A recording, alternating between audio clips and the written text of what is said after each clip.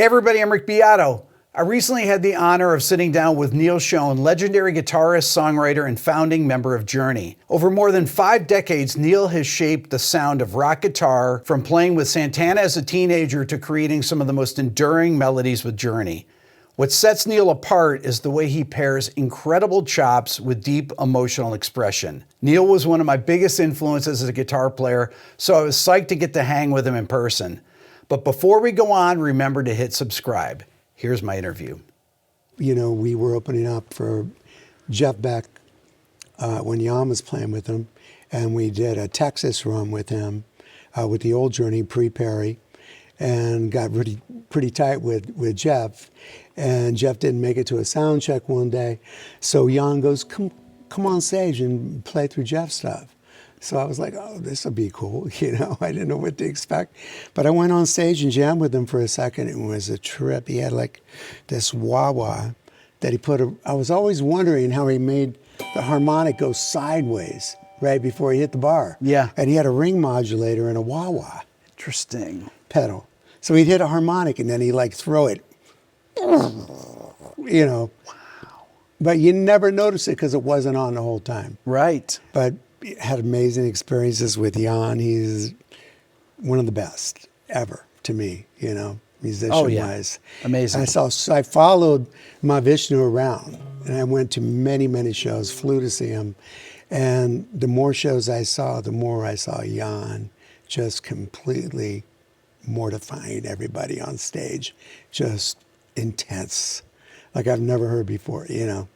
And all his, you know, classical Chopin and everything that he studied, it was so like incredible. And he's like a great, great guy to hang with.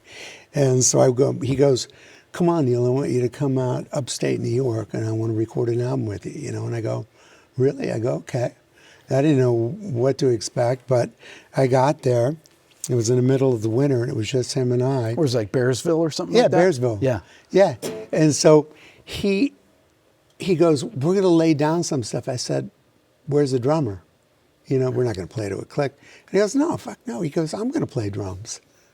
I go, you play drums? And he goes, and I go, oh, now it all makes sense. Ray Gomez, Schon Hammer, right. All the cats that have the unbelievable rhythm. That's right. The cross rhythm about playing a cross rhythm. They all play drums. Yes. You know? And so he had that going, and he played great drums, man. It was like way on the backside and sloshy and sassy, and just every time he hit a cymbal, it was like, you know, a whip, you know? Great sense of feel. And so him and I wrote stuff on the spot, right? And we arranged it, and he'd play drums, I play guitar, and then we'd go back and overdub. And so we had a blast. We made an album like in 6 days, wrote it, recorded it, and mixed it out of nothing, you know. What year would that have been, Neal? That is in 81. 81, okay. Because I didn't tell the band I was doing anything. And then the next thing you knew, it's crazy. I hadn't sung in years, you know, and I didn't want to sing. And Jan was pushing me, like, sing, sing, sing. You have to sing. And so Glenn Burtnick came in, you know, the bass player, singer. Great guy, great songwriter. He came in, and I wrote this song with Jan. Music was written and arranged, and Glenn came in to help with the vocals. So he went out and sang it, wrote the lyrics, and then they wanted me to go copy Glenn. And so that's what I did, and that was No More Lies.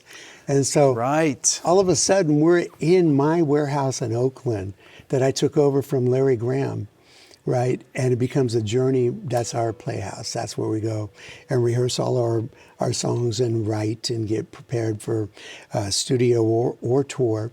And there's a little funky TV in the office. Perry and John are in there. MTV comes on. Oh no! And it's they go, it's fucking Neal.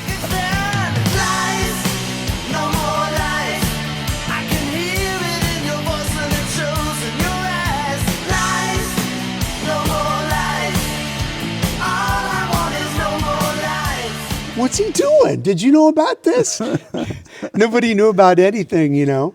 And It was funny, man. And you know what was really kind of crazy is that it was a bona fide hit on rock radio. Definitely wasn't adult contemporary, but at that time we still had rock radio, and then it became a hit on MTV. Actually surpassed a bunch of bands that went to #1. Yes. And I'm like, so I had a real hit on my hands, and all of a sudden the record company took it, slam it in the box. They didn't want to compete him with anything else, And Journey had an album coming out. And The Escape coming out then, right? Yeah. So Amazing. a lot of politics, Wow. always exist. Was it always the case that you can't really do side projects if you're signed to a label? We never did, because Herbie worked us, our original manager. Yeah. We were playing 5-6 shows a week. I mean, I don't even know how Steve Perry did it. I mean, really, really, he held up like incredibly well. And I mean, we worked hard.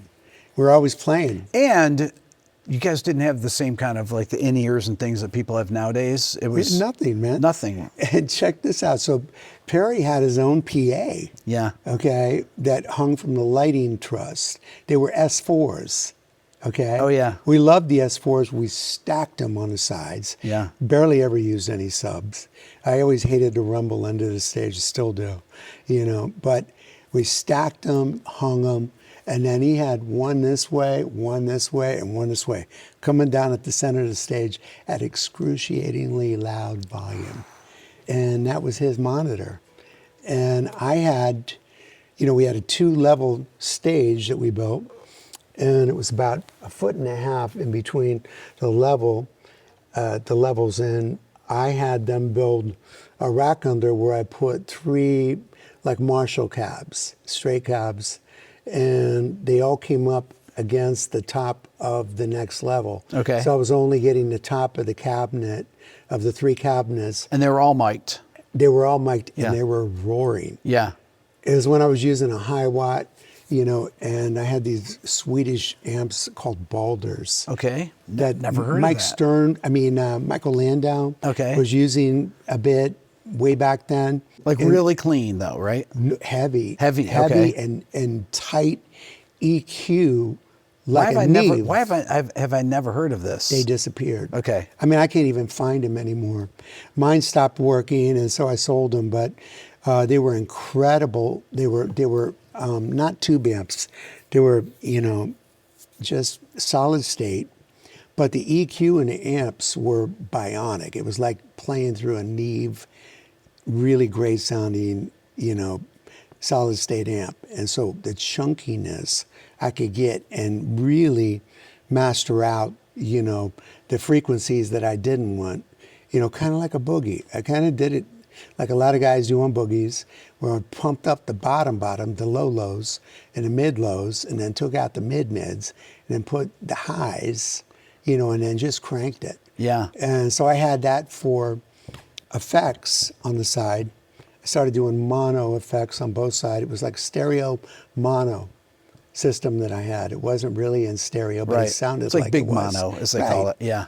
That works way better live, And then the high watt was straight in the center, except for when we did ballads like Center My Love or Faithfully, and I wanted that long, lush lexicon. Yeah. A lexicon. Did you use a lexicon? Yeah, Is that I what you did. I used? had a 224. Okay. And they actually built me a pedal that was monstrous. So you had the rack and you traveled with the 224 as your reverb. My pedal board, dude, I'm not kidding you, was about 10 feet long. Oh my God. Right? And, I didn't use it all the time. Yeah. But when I did use the lexicon, that's how I was able to control it in the studio. It Yeah. was pre-mixed. And so I had, a master to how much effects I wanted, right? And that's all it was. And that went in front of everything. So it went in front of the high watt too. And that's all those, albums like Escape and Frontiers. That's what that was. On And your clean sounds and stuff Yeah. like that. Yeah. yeah. Like Center My Love, Faithfully, all that stuff. Yeah. Those ballads that have that long, I love that long semi-chorus, Yes. never ending. I love those beautiful reverbs like that and echoes. Yeah, the old 224s, I really loved. The 224X, I traded the other one in, and I was sorry I ever got rid of it. Let's go back. I want to ask you about your early rigs that you used back, like with Santana, for example. You know what my biggest effect was? What? You just plug direct in, right? I'd bypass everything. Right. Except for a wah-wah. Yeah. I had a wah-wah pedal, and I kind of learned how to work on them myself back then. And I would take it apart, and I'd get it to sweep not so low, but to go high. Yeah. And then medium low. I just moved the gear around. Yeah. And it was just an old, a Vox Crybaby, original one. And they were black-faced twins. And I put the cheapest speakers I could find in it. Which would have been what? 12-inch Eminence. Okay. They're like Radio Shack speakers. Yeah. That was the sound that I liked. Carlos had JBLs, and I liked it breaking up. And I just turned it all the way up. Twins are incredibly loud. His, especially with the JBLs. I have a twin with JBLs, and and it weighs like 150 pounds, too. too. It's so heavy. Yeah. It's crazy. But I really love twins, and that's what Carlos and I use. We use twins. Once in a while, we had a little old Fender Leslie. We used for like Song of the Wind and stuff like that when we wanted that effect. But really, I had no effects. It was just, it was a reissue 1968 gold top Les Paul. It was my second guitar that my dad bought me. I loved it, the old pickups, little soap pickups, you yes. know. And I still like them, they're noisy as hell, but they sound so good. Yes. What I liked about it is I found this frequency because Santana, there's so much going on, man. I mean, really, back then it was an incredible band. And Chapito Arraez on timbales and congas, and Michael Carabello, and then Michael Shreve. And once it got going, it was like a locomotive, and Chapito was like a locomotive by himself. Incredibly loud, an incredibly driving force in that band. He was always, everybody's trying to catch up to him, because he was with the cowbell, ting, ting, ting, ting, ting, ting, ting, ting. I mean, going to town, and he was the timekeeper without a click and without all that. He had perfection and timing. I mean, I used him in the studio before, and just like incredible, the best I've ever heard, really. I mean, it's crazy. I went to see him with Carlos years ago in New York to see Tito Puente in his own club. And Chapito got on stage and fried him to a pulp. I was like, wow, that was cold. So were you trying to find your own sound to fit with Carlos too, right? Yeah, we're using the same amp, but there was a lot going on, so I wanted to find a frequency that I cut through on. And so I found it with the cheaper speakers and, the P90s and the wah-wah. And, I was always like on a wah-wah, kind of using it like many years later Satriani was doing it, right. As a frequency, shift while you're playing. And I found that, like when I wanted to play really fast and accurate, if I stepped down on the wah-wah, it was much easier to be accurate, not having all that fluff on the bottom. To me, the thing about P90s, I love playing P90s. To me, they have such a beautiful distortion to them. When you're playing with distortion, it just has such a beautiful tone, and you just kind of deal with the noise. Yeah. But I love it. To me, they sound like microphones or something. They are very microphonic. Yeah. And what's really interesting is they're not really loudspeakers, but when you can turn them up loud, or not in a mix, and it still pops right through. Yeah. So at the same time, it has this natural distortion that you're talking about that I loved as well, in a different way, to where you could turn it loud and it didn't sound so loud. Or you could turn it softer and it still cut through the track like a Strat, single coil. It had that, but with some, thickness around it. So I'm a big fan of those. Okay, so I have to ask you this, Neal, because I don't want to forget to ask you this. Now, the one time I met Jonathan Cain, this is years ago, I asked him what amp you used on Escape for all those solos, and he said, "You're not going to believe it, he used a Roland Cube. Only on one song. Okay. And I only use it on Who's Crying. It wasn't a cube. We went to Japan one year and we did an album called Dream After Dream that we did with my father. And it was for a movie score for this artist over there, Kenzo Takada. And so it was quite an interesting experience. The album was never released over here, but Roland I was working with a lot. Yeah. Always trying all their new gear. They would give me all the stuff to check out. And I was into all the synths and polyphonic stuff they had, and always into like experimenting, you know, with their gear. And they had a little amp. It was a cube, was really tiny. This amp was a 112 amp, and it was solid state, but it had a really kind of a cool compression. I think it's the one. I have this amp. It's a bigger amp. It's about this big or so. It's a Roland. It's not like really. that. It's like about. I remember it being a little bit smaller. Yeah. But like, I ended up using it on like one of the chunky rhythm parts on "Don't Stop Believin." Okay. Where it goes, you know.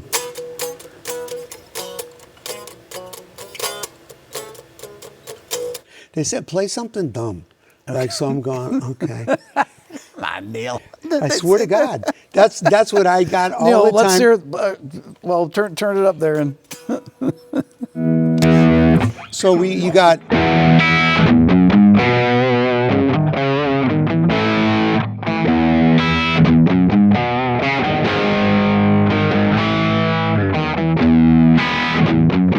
So that's the main guitar that I played with the bass line, right?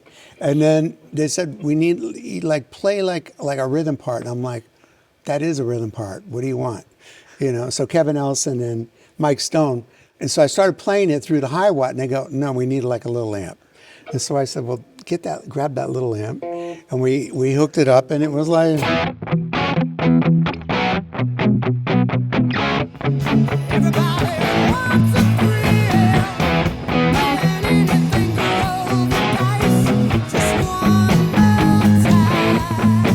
And that was it. It's like a Bachman-Turner taking care of business kind of rhythm part. Yeah. And it just kind of worked. Yes. When you listen to it, you don't even really notice it. But if you take it out, then you go, what happened to it? Wasn't my idea. I came up with the rhythm part, but that's what a good producer will do for you, you know? Make you search a little bit. Okay, so on some of the screaming solos, like on Stone in Love, for example, so you get your rhythm parts here at the...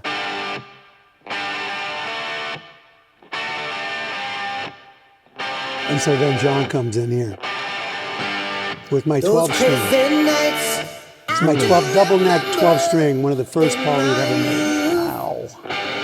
He plays great rhythm. The first one is a high watt. I'm on a high watt. Okay, the first one's a high watt. Right. Okay, so then he comes in. So that's literally just the both of you guys playing there. We had these. And is the reverb that I'm hearing there, was that something put on in the studio? Yeah. Okay, all right. Yeah, it was either room mic or what. They had some long micing, but Mike Stone was a master of echo. I mean, I heard so many records that he had worked on before he worked with us, and I was hooked after we worked with him because he was just like incredible. Really, really like masterful and dialing things in, and especially with vocals, guitars, everything. And, you know, I played straight in an amp. I didn't really play with any distortion boxes or anything. It was that was the high watt, like double channeled. And there was a guy cascading the channels. Yeah. And Neal, how loud would that have been? Loud, right? They're loud. I was cranked, but I did have master on it. Okay. And so, you know, I turned the gain all the way up because they were very clean amps anyway. Yeah. And then there was a guy that worked on these amps that I bought them through Leo's in Oakland. Okay. And he would never tell me what he did to them. Okay, so these are modded high watts. He modded it a little bit. It was nothing major. But when Schon Hammer heard it, he begged me for one. And so I said, I only have two, Jan. And he goes, please. And so I sent him one. And he played through it, and he goes, oh, I got to have this. You know, it was an amazing sounding amp. And, you know, unfortunately, I sent it to a few people to fix it because it was very decrepit and just been through the war, you know. And It came back and it just sounded nothing like what it did. So I don't know what they did to it, but I wish I never sent it, really. I haven't been able to use it since, but amazing amp. And, you know, the Hiwatt's so much different than a Marshall. You know, I remember going to see The Who, like, you know, in the late 60s at the Fillmore West here. I went to see them and the Faces many, many times. And Townsend was just cranked through Hiwatt heads. And I was like, check out that rhythm sound. Yes. Man. Incredible. Yes. You know? Incredibly loud, but incredibly fast. Yeah. Articulate. The reaction of the speakers is so, the percussiveness of it is really amazing. That's what I love about Hiwatts. Much more so than a Plexi. Yes, that's right. You know, yeah. Plexis were a little like, you know, I don't want to say mushy, but, you know, there was more like rubbery type feel to them, that it wasn't completely, you know, as fast as you played, it didn't come out as fast as you played.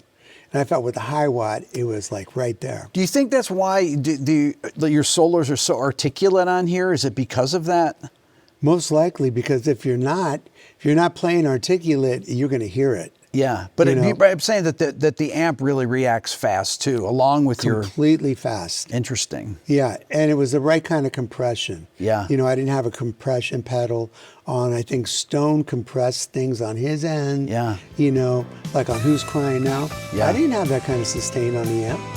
You know? Yeah. I remember I was like the first guy to put a Floyd on my old black Les Paul. Yes. There was a Les Paul Pro. Cool guitar, man, by the way. They should remake those again. I had one of those DiMarzio's double rails. Okay. Like a super distortion Yeah. in the back, and I was kind of just experimenting with it. And I didn't really latch on to it, but I decided to try that guitar with that pickup in it. So I switched the pickup in it for Who's Crying Out. Yeah. And I plugged into the little amp, and it just did a thing, you know. It was really kind of crazy. It was just, It's always a combination. I want to come back to it, but I want to talk about this particular song, Stone in Love, because it has multiple solos in it. This is unusual in the form that it has a solo after each major section, right? So. Stone in Love.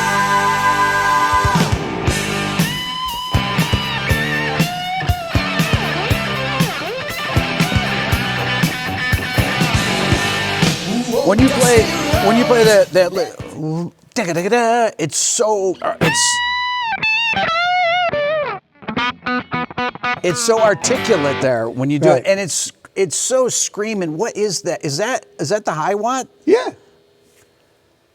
Neal, that's got so much power to it. That's amazing. Yeah, they're great, and a lot of people think it's a Les Paul that I played on that, but I actually played a Strat with a humbucker in the back, and it had an ESP neck. Okay. That Japanese made for me, and so it was blowing a mutt. my mind here. It was a mutt of a guitar. It was a 65 body that I had, and I hated the neck that was on it. So I asked ESP when we were in Japan to make me a neck, 22 fret with ebony. Okay. And so they made me the neck, and I put it on the guitar, and sounds great. Yeah. That's where that point is coming from. Yes. Ebony is different than rosewood or maple. It's got a dark presence, but it's got a point to it.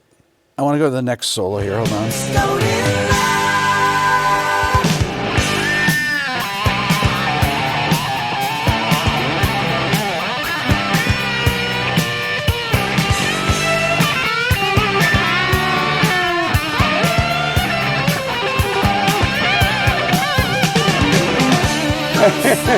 I can't remember exactly what it is. That is awesome. I want to talk about your picking here. Talk about your technique. How do you get this really super relaxed alternate picking and do that you do? I can't tell you exactly what I was doing back then. Yeah. Because I'm not doing it now. You're holding the guitar so low. Now, in the studio, you probably were... I was sitting. Oh, you were sitting. Okay. Yeah, and I always wear a strap like around this height because I like just to feel it there and not down here. Yeah. I can look at it. You can twist it sideways. You can see where you're at. Yeah. If there's no good markers. With some of my guitars are like that. But I was playing with medium or heavy picks, and I was playing off the tip, that most picks that people use. Now I don't ever do that. I play off the side, and the back side. Okay. And I think Eric Gales does the same thing. And it's a slicing thing. Yeah. But, You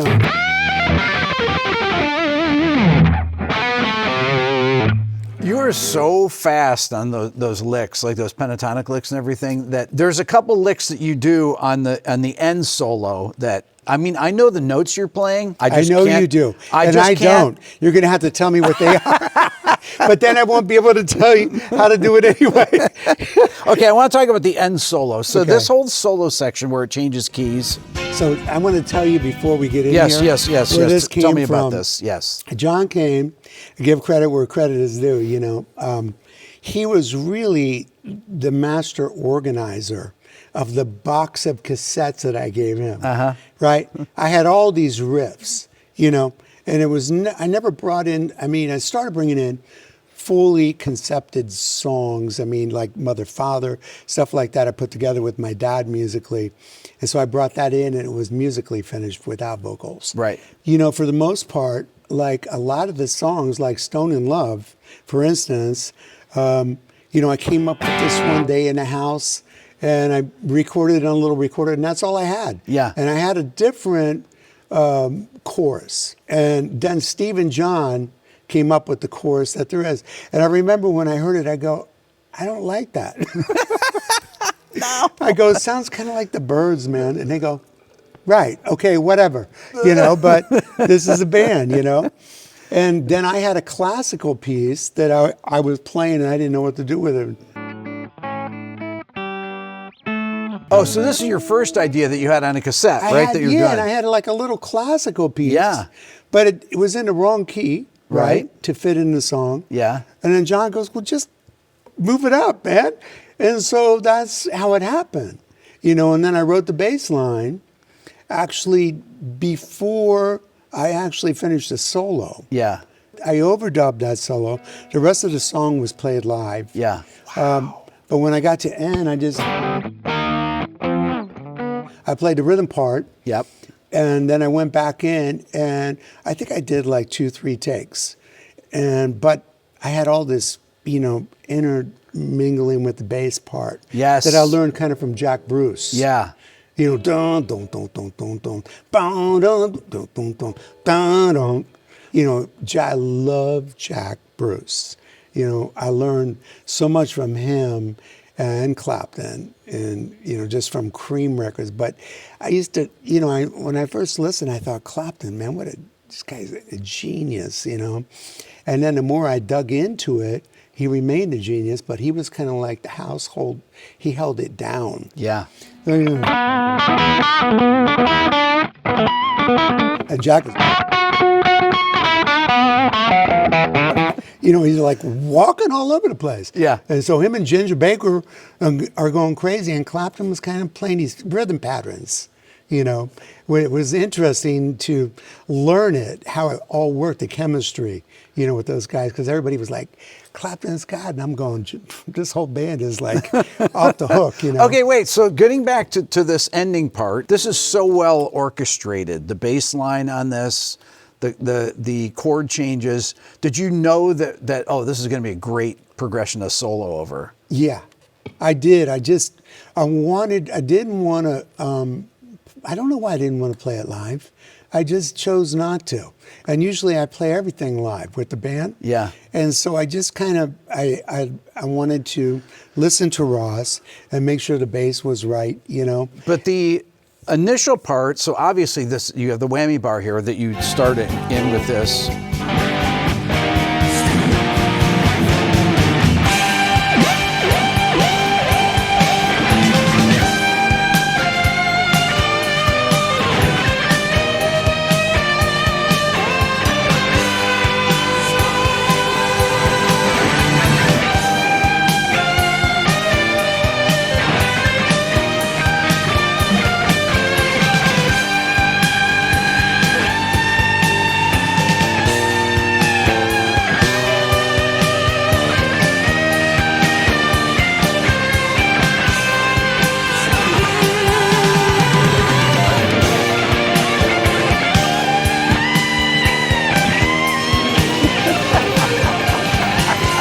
I love that. I love it. That is so fun. When you go to those dissonant notes, like you go, that's like here.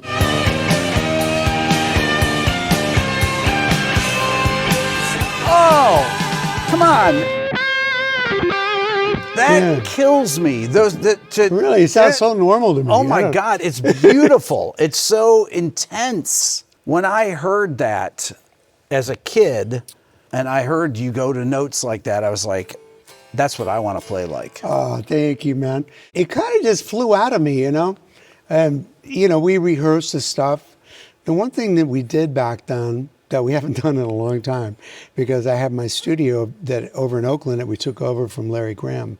When I was actually in Larry Graham Central Station with Gregory Reedy in the beginning before I started Journey. Okay. You know, but we rehearsed. We rehearsed a lot. We like rehearsed to get ready to go on stage with new material, right? And well rehearsed. So when we went in the studio, I think we spent on Escape, we spent $75,000. Did you play these songs live a lot before you went in the studio? Yes. Okay. In front of audiences? Not live. Okay. No. There was a few songs we did like separate ways, was written out on tour, and we started working it in sound checks, and we tried it out on the audience, and they loved it, so we left it. Yeah. You know, before we recorded it in the studio, but most of the stuff was just really well rehearsed to play live. Yeah. And we go in the studio and play live. Yeah. Perry too, man. I mean, there was very seldom that he ever punched anything in afterwards. He was in a vocal booth. I mean, that whole vocal of Mother Father was like insane. And there was no fixing anything. It was just like it came out. His pitch, his tone, everything was so good. Amazing. And when I see live videos on YouTube of you guys from back then, you guys sound so good live. The playing is so good. I know, it's depressing. I mean, really, it's amazing. It's that, you know, everybody misses Perry, you know. I mean, he's like, you know, everybody wants him to sing. He just stopped. You know, and I think when you're a vocalist, you can't stop. You have to continue. It's a muscle, you know. I want to talk about some of your early guitar playing and how you got into playing blues and kind of the first things that you practiced. You mentioned that your dad was kind of instrumental in getting you started. When I started playing at 10, I started playing because I heard, like, on the radio, I really didn't like pop music at all. I liked the Beatles. So my first album my dad bought me was Rubber Soul, and I thought it was a really great album. You know, I love the harmonies. I love that, you know, structure. I could remember every freaking lyric of every song that I could never remember. I can't even remember our own lyrics. You know, the Beatles were the only band that I could remember every lyric. And I was like, wow, they're that good. Yeah. You know, and great songs. And so during that era, you know, it was shortly after that, Hendrix, you know, Purple Haze comes out. And I'm like, what the fuck is that? You know, and I really got sucked into that. You know, it wasn't so much the twang. I liked the twang in the Beatles. Yeah. But I wasn't really, it didn't move me to want to play guitar. Right. When I heard Jimmy and then I heard, you know, Jeff Beck with Rod Stewart. Yeah. You know, Truth, that band with Ron Wood. Amazing. Amazing. Yeah. I just watched Ron's documentary the other night for the first time, and he has some live footage with Rod and Jeff, and I was like, wow, what a band. Incredible. Did you see these bands play live too back then? Yeah, I did. I went to see Zepp, I saw Hendrix, I saw Cream. I didn't see Rod Stewart and Jeff Beck. Okay. I never got to see them. I don't know if they even came to America. Yeah. They were kind of broken up before anything happened. They were like so good. But I just loved Ron Wood's bass playing. Yes. You know? Who knew? I'm like, man, where did that come from? Right. He's a great guitarist too. I love what he did in the Faces, you know, with Slide. I mean, I went to see the Faces many, many times at the Fillmore West right here in San Francisco, and I thought they were the greatest all-time party band ever. It was just a good time. They were rocking. They had, you know, so much great energy. And, you know, blues, raw blues. And Stewart was so good, Rod Stewart. But I saw Zeppelin, you know, at Winterland, where I played many, many times with Journey. I saw so many people there at Winterland. It was crazy. San Francisco, you know, in general, just had such great music. And, you know, it's coming around again. You know, I can see it. I can feel the whole flow again. But back then in the 60s, you know, there was I mean, you could walk down Broadway like I did many nights with a guitar in my hand as a kid. And I'd walk in a club and I'd play with Gabor Szabo with Carlos, you know. Then I'd go down to the Keystone Corner. And, you know, Elvin Bishop kind of took me under his wing. And they had this blues burn-off night. It was on Tuesday nights, right? Okay, what's that like? Well, it was basically, he had an amazing band. Okay. You know, I had Mike Finnegan on organ and singing, and his wife at the time, Jo Baker, and great freaking blues band. And I was a big fan of Elvin, you know, and Michael Bloomfield. But it was Michael Bloomfield's old club, and when Michael passed, Elvin took it over. Okay. And so a friend of mine that actually introduced me to Santana, Jackie Villanueva, Okay. brought me up and used to pick me up in San Mateo and bring me up to the city, right, to jam and get me into these clubs when I was way underage. Yeah. And so he introduced me to Elvin, and he brought me up on stage when we jammed, and he really liked my playing. I was, you know, listening to all the right guys. It was more just strict like BB and Albert King and Michael Bloomfield, like back then. And, you know, I liked Muddy Waters. I liked all that stuff. I never really got into a lot of slide playing, you know, but I loved it. I loved the swampy vibe and the whole thing. I just understood the music, you know, for some reason it hit home. Yeah. And so that's where I came from. My roots were R&B and blues. And it's so crazy that I've never been in a band that ever did that, you know. I mean, we did like we have like Walks Like a Lady that was like R&B.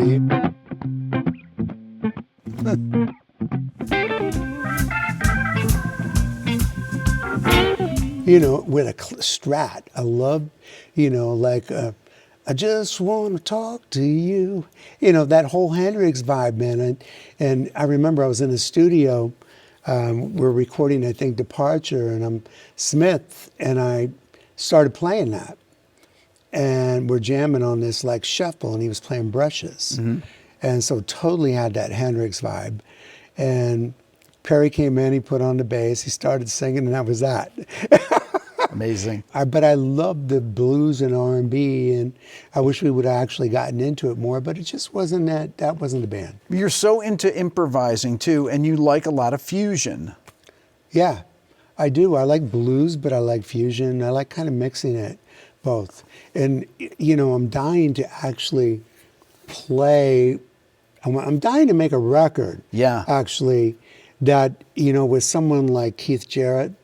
I love Keith Jarrett. Yeah. Or even Herbie Hancock I played with a few times. But someone that can throw stuff at me. Yeah. Because I really like that. Yeah. You know, if the bass is in A or B flat or whatever, then they come in, you know, and they start, all of a sudden my ear goes there, you know, and I get it. Young players today, I don't think they listen a lot. They practice a lot with a metronome, and they're so freaking fast. Yeah. That almost faster than a human ear can hear. Yeah. You know, and accurate. Yeah. It's all because of, I believe that, because they have talent, but the learning tools today. Well, you got YouTube. You got people that played the stuff that will show you exactly how they played it. They don't have to pick the stuff off records. Right. It was me with a record player. When I wanted to learn something from Larry Coryell or whoever, you know, I remember I would like play, you know, that was Larry Coryell, right? Yeah. And then Mike Stern started playing that many, many times in a lot of his solos. Yeah. You know, I had to turn a record player down. You know, the speed down, it would drop everything down here. But at least you could pick it up what it was. But yeah, blues, you know, I played with BB quite a lot. Yep. I played with Albert even more so. And he was a funny human being, man. Had his little wine bottle in the back of the amp. So good. And, you know, he's I remember You know, I played with him so many times, and so I don't know what I was thinking, but we were downtown in San Rafael, close to where I live in Marin County, and he was in town and he was playing Uncle Charlie's. It was a cool little blues club. And so I went down to see him for the sound check. I said, hey, man, I'd love to come by and jam tonight. He said, sure, man, go bring your guitar, and I'll bring you up in a second set, right? So I go up and I'm talking to him, and he goes off to the bar to get a drink, and I pick up his V, right? I'm like this tall, and Albert's like this big, and he screams across from the bar, what are you doing, boy? I jumped like out of my, shoes, and I'm like, he goes, put that guitar down. Nobody knows my tuning, And I was like, I just wanted to see how rubber bands, how do you go? I mean, how light were the strings? Were they really light or no? Or is he they just got they were incredibly light, strong but hands? way tuned down. Yeah. Oh, got it. Yeah. And in a weird tuning, man. Yeah. Okay. So he could literally go.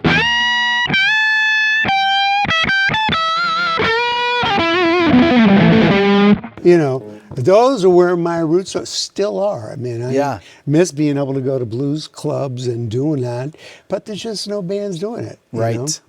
There's nobody around. It's interesting because you like to improvise, right? But yet your band had these massive radio hit songs that have guitar solos in them, right? But a lot of them are melody solos. They're ones that people will sing along to. We took a drastic change, you know. We went from, trying to fuse that as hard as I could with Ainsley. Yep. Dunbar on drums and Ross. Yeah. Moving all over the place. Yeah. And Greg kind of was the housekeeper. Yes. Held everything down. Somebody had to do it because we weren't. Right. But when Perry came into the band, all of a sudden we became a vocal band. Right. Right. And it was a whole new thing for me. And I was like, how am I going to do this? I don't really know how to write for a singer. And then when I first met him before he was in a band, I got together in a room with him, and I had this song written musically patiently, and had an acoustic guitar in the room, and I started playing it, and he just started singing, and bam, we had a song in about half an hour. And so I went, well, there's chemistry there. And then it was one after the other. Lights was the second one. Yeah. And he was playing the bass. I remember he was downstairs in Raleigh's house, and he was like, he was doing that kind of stumble for Lights. When the lights go down in the city, he was doing that kind of, but it was more of a stumble. And so when I got a hold of it, I go, oh, I'm gonna put a little Jimmy in it. Okay.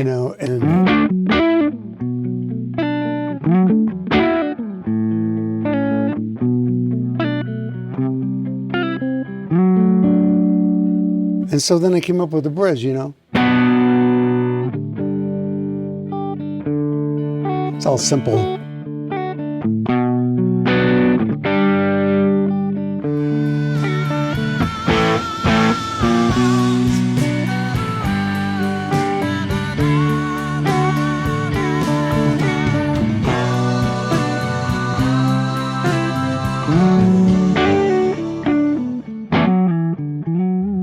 So this period of time for me was a major adjustment guitar-wise, because I wasn't being able to just completely go nuts. Yeah. And I had to think melody all the time. And the parts, like what kind of parts really work with these?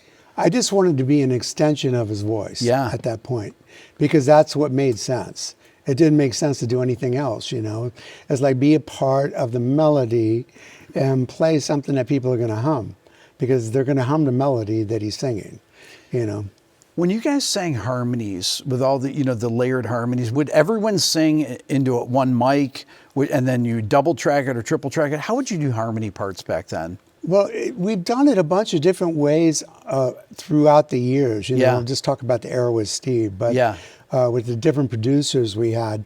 When we did Infinity, it was Roy. Okay. who just passed away, and then he was actually a very funny guy and amazing producer. And he brought all the Queen credentials with him in his 40-track recorder that he had made back then, because it was tough to get a couple Studers to align. Right. You know, it took some toying with. Yeah.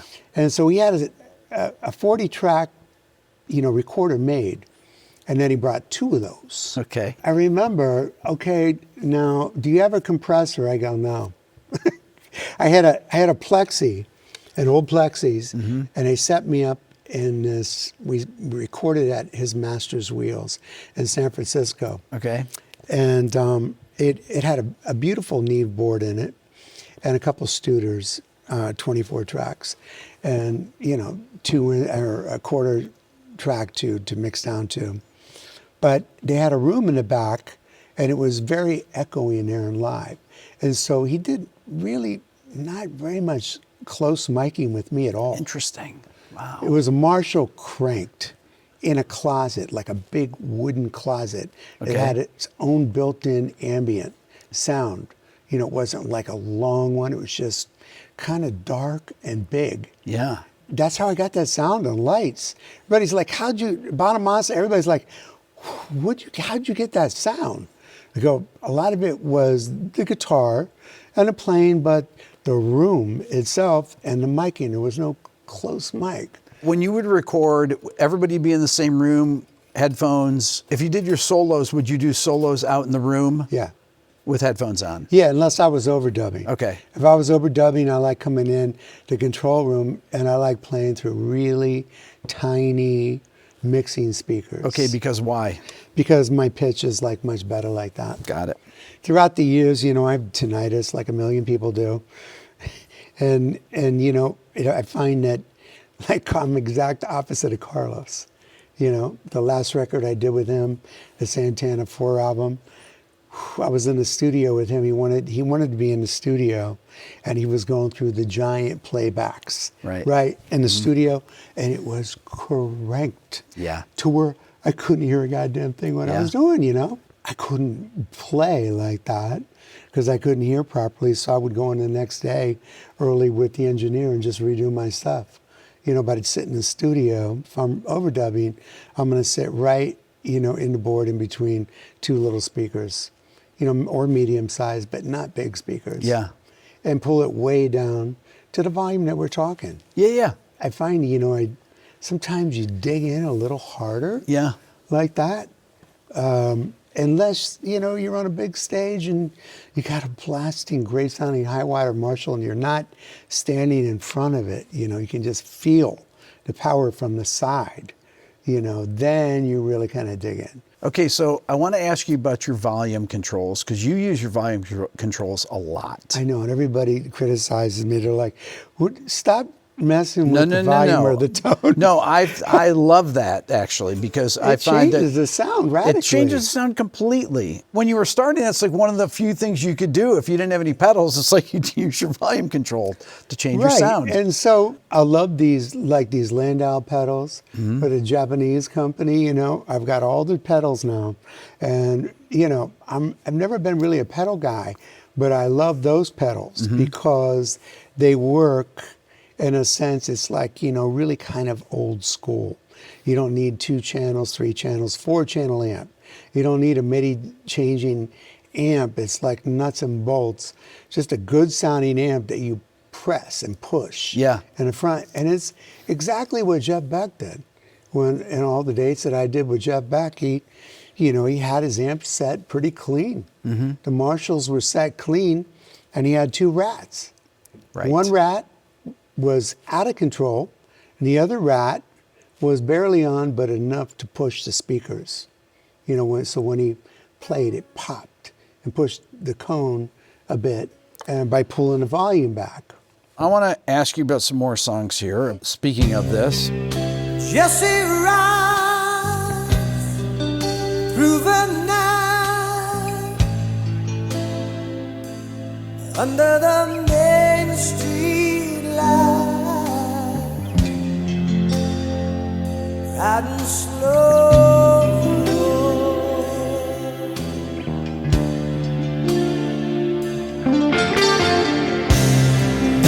It's a Strat though. It's a Strat you're playing there, right? And that reverb, would that be a Lexicon reverb, you think, afterwards? It was actually, it's mostly a high watt, okay? And the Balders, I recorded with my stage rig. Okay. And so the Balders were always on. And I had 2 of the old Roland Boss DDL Echoes. Oh, yeah. And I loved how warm they were. Yeah. Even though they were digital. And, I had one set, they were both set differently. And it was mono stereo, because it wasn't in true stereo. But it opened everything up, and it cascaded in a really cool way to bring out the voicings, in the chords. When you're playing in this verse part here, there's some really specific voicings and lines that go perfectly with the melody. Okay, so let me play a little more. Ain't the same. Now nobody knows his name. Times have changed. Still he rides. Traffic lights keeping time. Exactly. Leading the wild and restless through the night.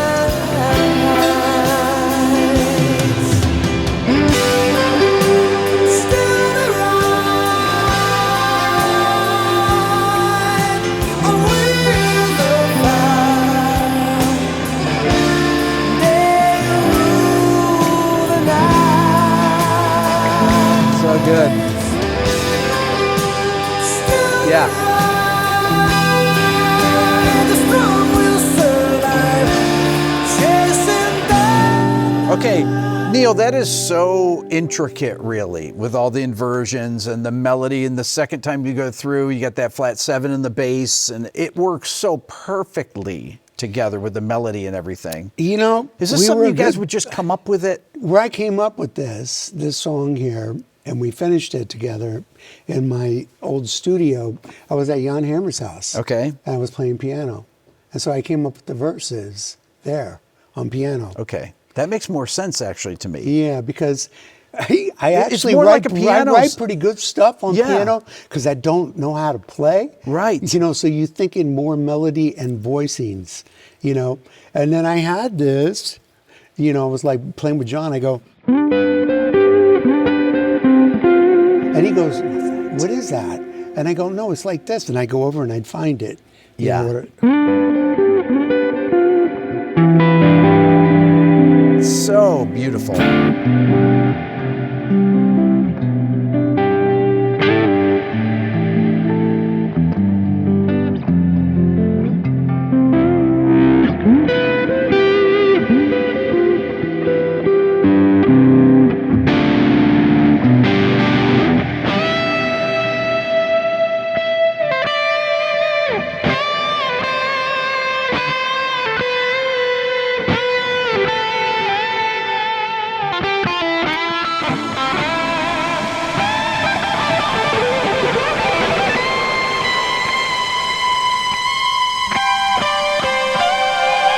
That solo is so perfect. That was really meant a lot to me as far as the shapes of the melodies and everything that you played there. That was like a massive influence on me. Thank you. Thank you. I started thinking in a different way after working with Perry. He had such beautiful melodies. So I had to have a voice on the guitar. Otherwise it didn't make sense. Yeah. I want to ask you about some more songs here.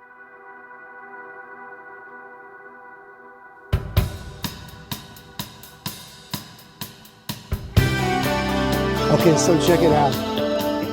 When John brought in this song, Yep. right? He brought it in done. I don't know. I think Steve obviously added his own stuff. But they had it was a weird beat, you know? And I go, that doesn't sound right, man. I go, why don't you do the Jack Johnson, you know, like, tat, tat, tat, and tat, and tat, tat. Steve goes, oh, like that? I go, yeah.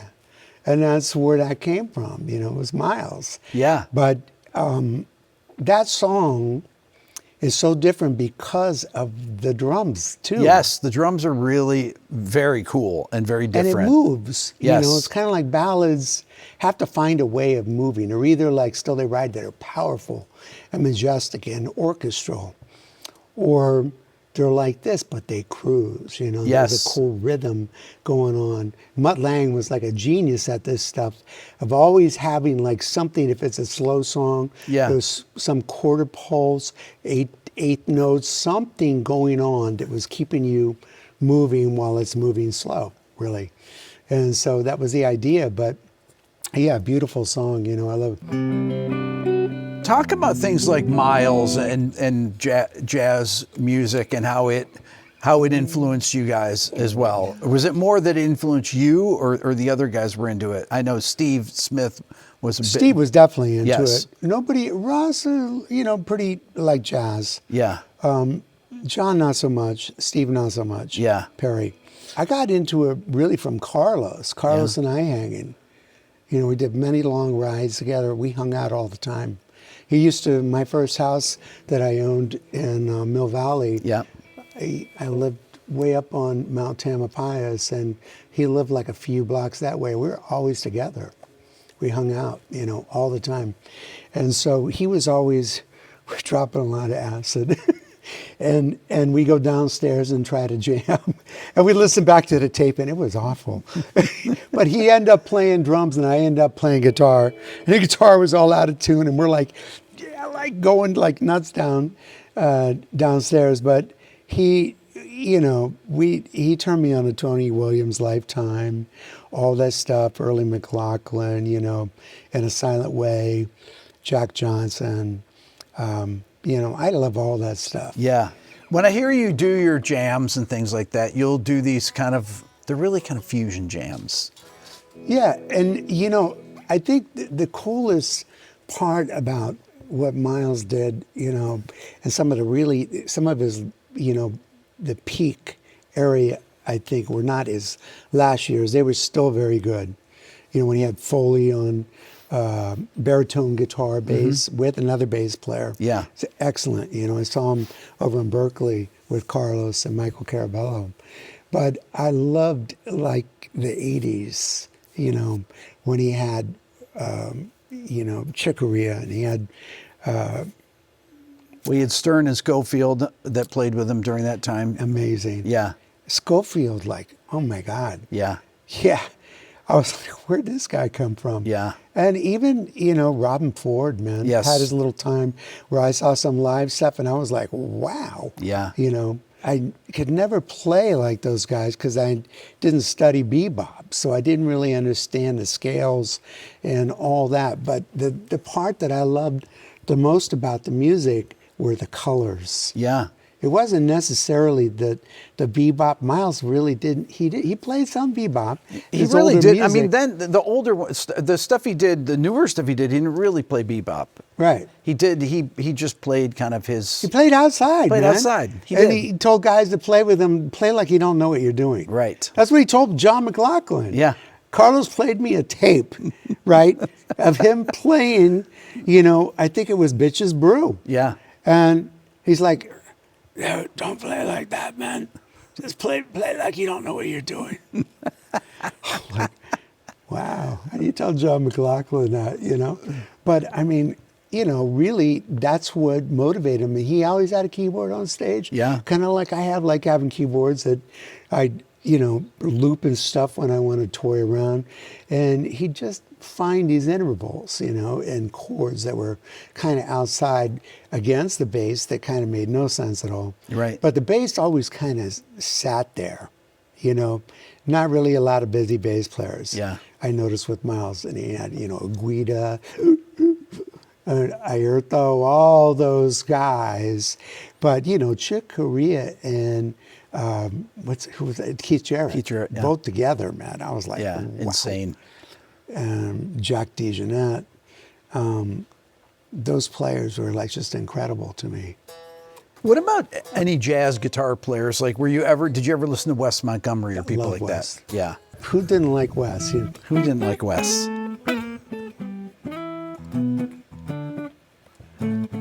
Because of YouTube, you get to see all these players that that I never even realized were ever on video, like Wes, for example. There's many videos of Wes playing from the mid '60s over in Europe and So stuff. amazing, man. It's- A friend of mine, Rich Bandoni, that used to work at Leo's in Oakland, gave me a practice cassette that somebody got of Wes Montgomery playing in his bedroom. What? And I wish I could find it. I don't know what happened. I moved a zillion times and it got lost.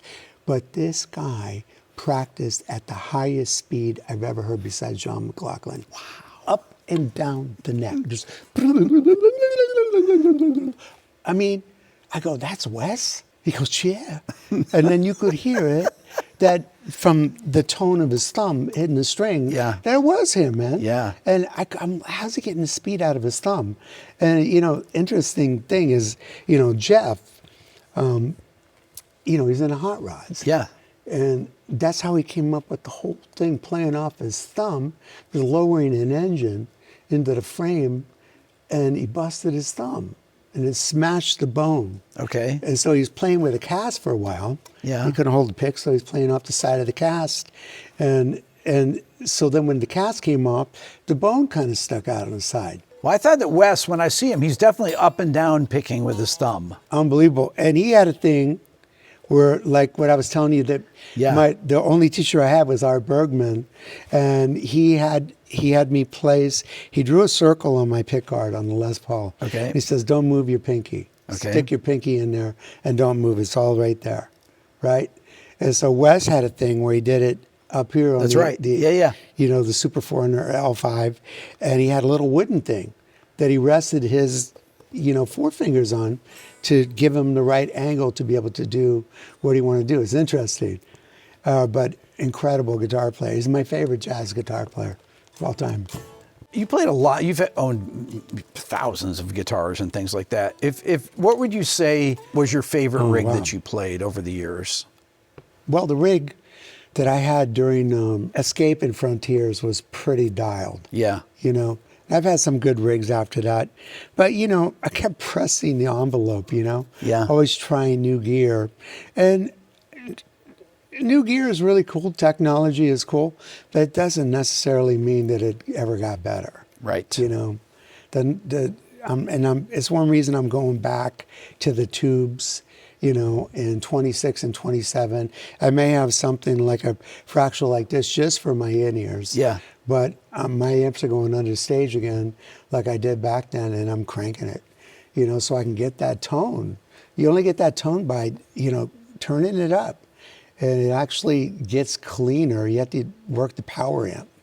And not so much just the power section, the preamp section.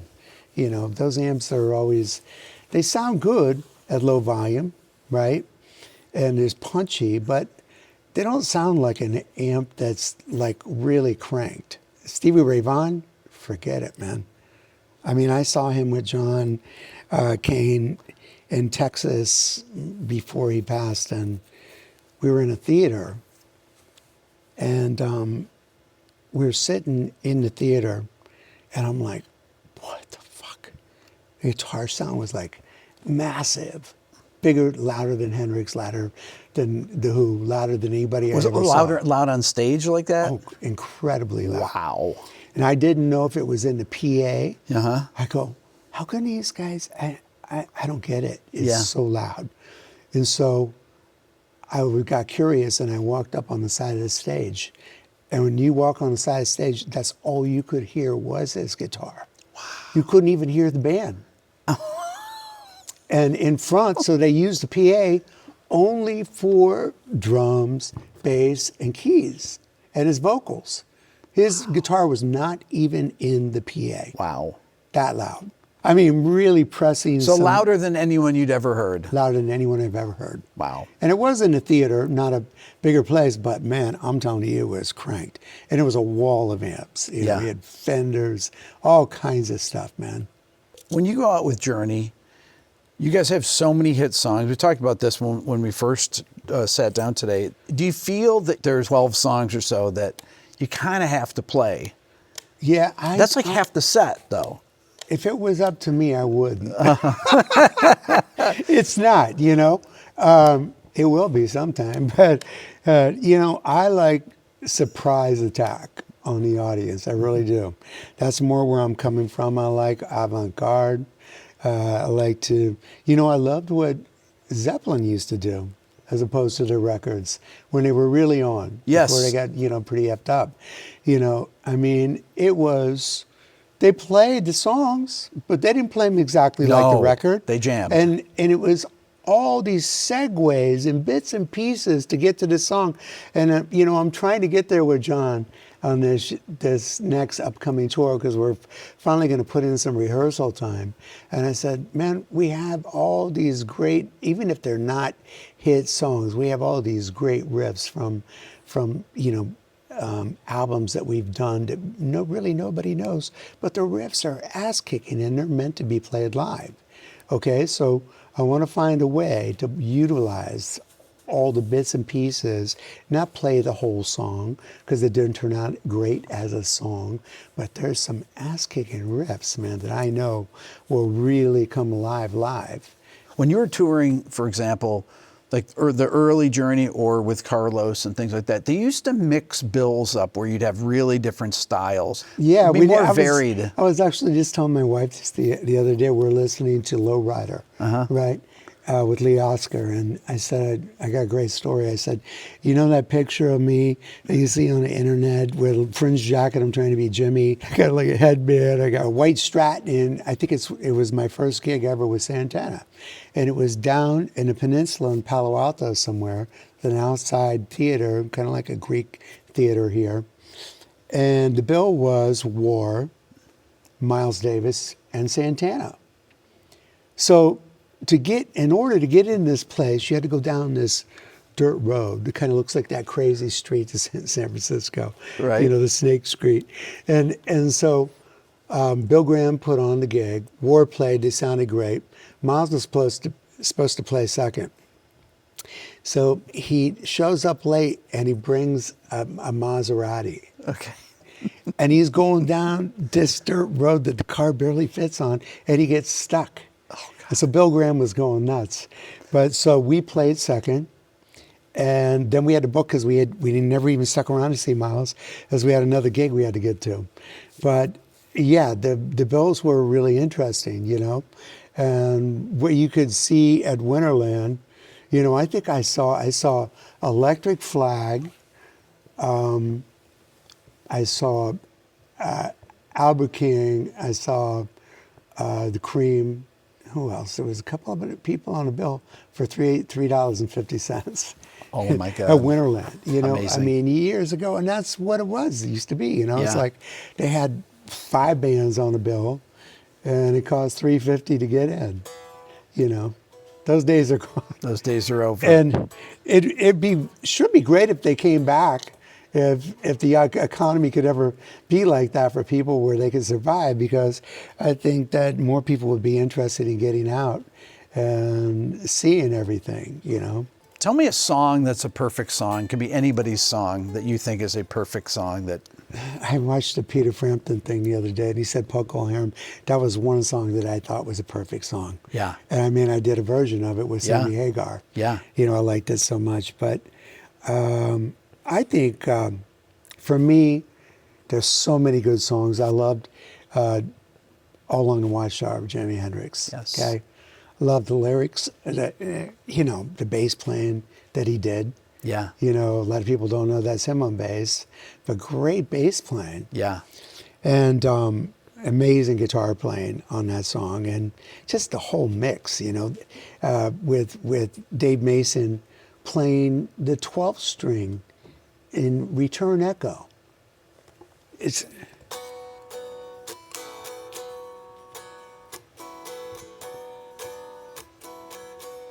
That's it. Yeah. It's a 12-string acoustic in Return Echo, and it just pulls the whole thing together. You know, it's an incredible mix. Yes. I like Bold as Love, the song Bold as Love by Yeah. Hendrix. Yes. I think it's a crazy cool song. Yeah. But, you know, there's so many great songs. I love Leon Russell, The Song for You. When you have a song like Don't Stop Believin', a song that will get played forever, what do you think about that? Why does that song connect with people so much? You know, it's crazy. When we wrote it, I thought there was something there, you know, when we were messing around with it in the studio. And when I went back in the studio to listen after we cut it and it was coming together, you know, in a mix, I looked at the guys and I go, I think there's something here that's special, that's going to be bigger than this whole record. And they go, oh, you think so? And I go, I do. Not until this many decades later did it happen, but it did happen. Yeah. Because when they released it as a single, back then it didn't chart nearly as high as some of the other singles. And I thought I didn't get it at the time. But, you know, you're dealing with A&R guys now we're talking about. Yeah. You know, we had those A&R guys that get paid Come a on, fortune. Journey didn't have an A&R guy back then, did they? By Well, then? you know what? Herbie Herbert, as a manager, was very smart.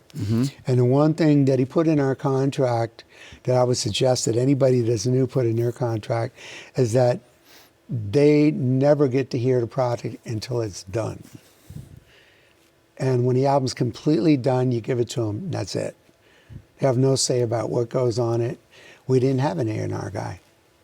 But when the record is done, then it goes to all the different A&R guys and the guys that, you know, here's a little something inside this album for you, you know, if you play Neal, this. who would pick the first singles? Was it always the label, or would It you wasn't guys... me. I got to tell you, Okay. because we would have never had the hits. I hated every single that they picked. I was not a pop guy, and I wasn't a single guy. Yeah. You know, I mean, I really despised, I'm being honest, a lot of people, you know, probably want to throw darts at me, but, you know, I despised Open Arms. I was like, I did not want to play that song, you know, and mainly I didn't want to play it because I didn't know what I could do with it. Yeah. You know, I just felt like there was no place for me to be in this song. So why do I want to play it? You know, now I love the song, you know. We've changed a little bit. I put a little solo section in it, where I can put a little different type of a soaring melody. And it is a beautiful song, but it took me a long time to get used to it because it was just so far removed from where I came from musically, you know. One other thing, how much were you involved, or the band involved, in the mixing of records back then? We were involved. Yeah? You know, Perry was very involved. Okay. He was always in there pushing faders until they kicked him out. Okay. I remember Stone and Nelson, will you just let us, you know, have a go at this, you know? And so I would I'd hang back, and then I would go in after they were getting close. And then I'd reach over and I'd crank up the guitars. Of course. And Perry would scream at me, you know. Oh, Like I man. remember Rubicon, the song Rubicon. Yeah. And I had like the synth sound and the heavy guitar. And it sounded monstrous and it sounded so powerful when it was up loud. And so that song in particular, I reached over and I go, turn up the guitar, man. Neal, that's your favorite thing to say, I'm sure, right? I'm usually not. Actually, everybody's always like, Everybody they wants want to to turn it louder than I want to be. You know, I actually like the feeling of the guitar, unless it's meant to be like a part that's in your face. I like it to feel like it's fighting to get out, especially Right. with solos. Yeah. Because it always feels a little more powerful. That's something about the P90s that we were talking about earlier. Yeah. As you can set them in a track, and it's still going to have the width, and you got the top end and the point Yes. that cuts through even at a lower mix. Yeah, I think that's right. It's the point of it that really makes those work. Yeah. Neal, it's such an honor to meet you in person and to sit here and talk to you. Thank you so much for this. This is really Dude, amazing. we could do this for a week. I love it. Thank you so much, man. Thank really, you, Rick. what a You're pleasure. awesome, man. What a pleasure.